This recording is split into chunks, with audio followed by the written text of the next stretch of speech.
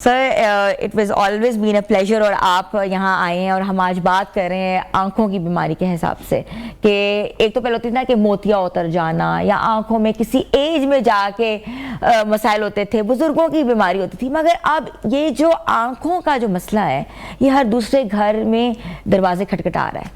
इसकी मेन वजह क्या है? We want you to address the people out there. जी थैंक यू वेरी मच। आपने आज इस पे टाइम दिया है कि आंखों की बीमारियां एक बहुत अहम बीमारी है, चूँकि जैसा कहते हैं नज़र के साथ जहान है आपकी।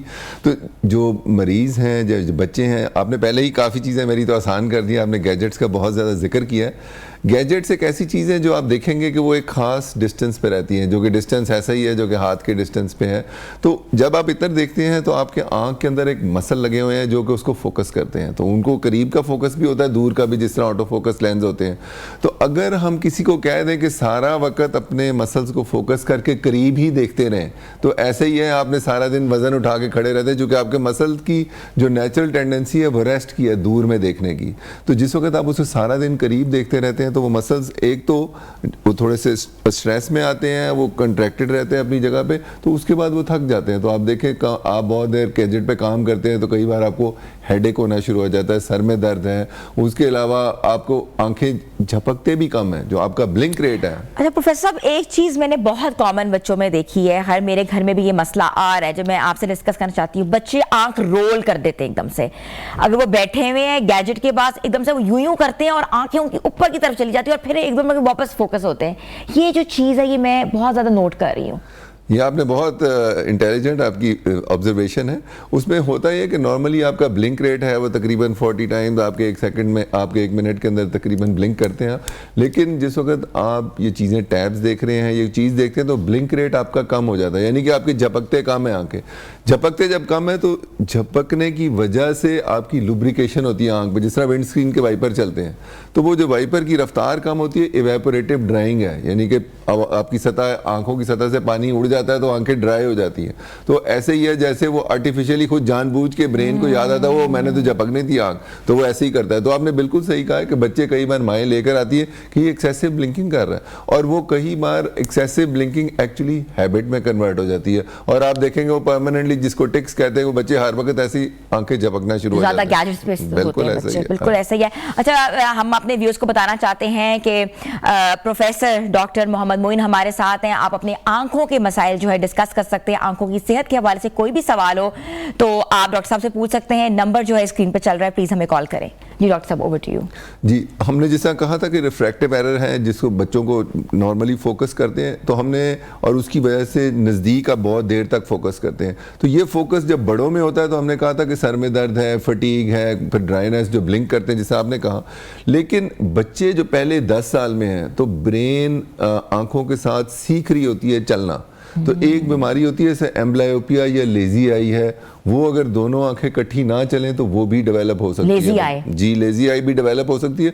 आप देखें कई बच्चे जो बहुत ज़्यादा स्क्रीन पे काम करें, जब ऐसे भी आते हैं तो जब उनका नंबर हो आंखों का तो आंखें भैंगी या टेढ़ी भी हो जाती हैं, स्क्विंट आ जाता है। जी बिल्कुल, स्क्विंट आ जाता है। तो स्क्विंट एक ऐसी बीमारी है, वो स्पेशली जिनका ग्लासेस का नंबर हो और गैजेट बहुत ज़्यादा इस्तेमाल करेंगे तो बहुत जल्दी आ जाएगा, और वो जल्दी आ जाए तो फिर वो लेजी आई भी डेवलप हो सकती है। डॉक्टर साहब, मुझे बताएं कि ये कहा जा रहा है, नोशन भी ये दिया जा रहा है कि जदीद सर्जरी के बरक्स या बाइस जो है ऐनक उतर सकती है। क्या बच्चों की ऐनक उतर सकती है? जी, एक बहुत अच्छा सवाल है कि बच्चों की ऐनक उतर सकती है। हम नॉर्मली कहते हैं कि ऐनक 20 ईयर्स पे जाके हम उतारते हैं, और उतारने के लिए हमें सर्जरी करनी पड़ती है। ये वो वाली ऐनक है जो सर्जरी से उतरेगी। बाकी अगर किसी का प्लस में 1 या 2 नंबर है, उसकी खुद ही उतर जाएगी, क्योंकि एज के साथ वो बड़ा होता है तो उसका आई बॉल का साइज़ थोड़ा बड़ा होता है, तो उससे वो उतर सकती है उसकी ऐनक का नंबर। लेकिन हमें याद रखने की ज़रूरत है, ज़्यादा बच्चों का नंबर माइनस में आता है, जिसको मायोपिया या शॉर्ट साइटेडनेस कहते हैं, यानी कि वो करीब देख सकते हैं। उनका ऐनक का नंबर जब तक वो 20 साल तक पहुंचते हैं वो बढ़ता है अनफॉर्चुनेटली। तो जितने पेरेंट्स आते हैं वो ज़्यादा ही कहते हैं, डॉक्टर साहब ये क्या हुआ कि मैं आया हूं तो इसका नंबर रुक ही नहीं रहा, बढ़ता जा रहा है, तो ये कब तक बढ़ेगा, कितना बढ़ेगा, हम इसके लिए क्या कर सकते हैं? तो वो कई चीज़ें मौजूद हैं। बच्चों में अगर किसी का बहुत तेजी से बढ़ रहा है तो फिर उसके लिए अब ट्रीटमेंट्स आ गए हैं, जो ड्रॉप्स आते हैं जिनको को डालते हैं, एट्रोपिन के लो कॉन्सेंट्रेशन में ड्रॉप्स डालते हैं, और उनका मकसद एक ही होता है कि वो जो आपकी फोकसिंग के मसल हैं उनको थोड़ा सा रिलैक्स करे ताकि वो बहुत देर फोकस में ना रहे और उसकी वजह से ऐनक का नंबर जनरेट ना हो। एक ये चीज़ है, और दूसरी अब एक और टेक्नोलॉजी आ रही है, ग्लासेस के अंदर ऐसी ग्लासेस आ गई जिसको मायो स्मार्ट कहते हैं, उनके अंदर एक ऐनक का नंबर तो लगा होता है, उनके छोटे छोटे छोटे चिप्स लगे होते हैं ग्लासेस के अंदर ही शीशे के, जो उसकी फोकसिंग के मैकेनिज्म को थोड़ा स्लो डाउन कर रहे होते हैं। तो वो एक टेक्नोलॉजी है जो पाकिस्तान में भी आ गई है। अभी वो ग्लासेस महंगी हैं लेकिन इंटरनेशनली हमारे पास मरीज भी आते हैं, तो वहाँ पे आ गई। डॉक्टर साहब एक कॉलर हमारे साथ है, हम ले। जी बिल्कुल जी, अस्सलाम वालेकुम। वालेकुम सलाम जी, कौन सा बात करें? मैं सईद बात कर रहा हूँ कबीर वाला से। जी सईद साहब कबीर वाला से बात करें, क्या पूछना चाहेंगे डॉक्टर साहब से? मेरा मसला है, जब मैं अक्सर औकात फिर होता हूँ तो मेरी आंखों में ना तो ऐसे जैसे कोई फिरकियाँ या तितलियाँ घूमती है ना, बीच किस्म की, तो ऐसे बढ़ती चली जाती है दोनों आंखों में। आंखों में क्या होता है, फिर रिपीट करेंगे जरा? जी, आंखों में ऐसे जैसे बुलबुले से होती है, वो शरीर घूमते हैं। ठीक है, यानी कि वो कह रहे हैं कि आंखों में बुलबुले से नजर आते हैं और वो घूमते हैं आंखों में, यही कह रहे हैं ना आप? जी जी जी, ये तकरीबन जो है दौरानिया ये 15-20 मिनट आधा घंटा रहता है, फिर सर में से थोड़ा सा दर्द महसूस होता है। ठीक है, और फिर ठीक हो जाता है। फिर ठीक हो जाता है। इस तरह अगर मैं आंख बंद भी करता हूँ ना, आंखें बंद करूँ फिर भी मुझे नजर आती रहती है, मतलब आंखें बंद होने के बावजूद भी वो हमें वैसे ही नजर आती है। और जो सर में दर्द होता है वो आधे सर में होता है, पूरे सर में होता है? वो सर जब एंड होता है ना उस चीज का, तो पूरे सर में थोड़ा थोड़ा दर्द महसूस होता है, फिर मैं रिलैक्स हो जाता हूँ। अच्छा, इसमें एक कंडीशन आती है जिसको हम माइग्रेन कहते हैं या मिग्रेन कहते हैं आम अल्फाज में। आधे सर में दर्द होती है लोगों को, जिसको दर्द शकीका भी कहते हैं।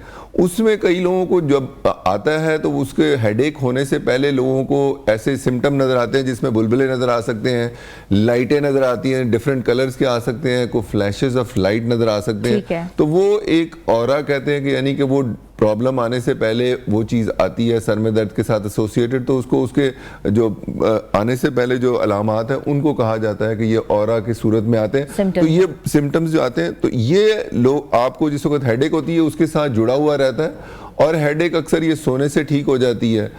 तो इन फ्लोटर्स का हम कुछ करते नहीं है, इनको सिर्फ ऑब्जर्व करते हैं और देखते रहते हैं कि जिस वक्त ये आते हैं उसके साथ नज़र तो असरअंदाज होती है कि नहीं होती।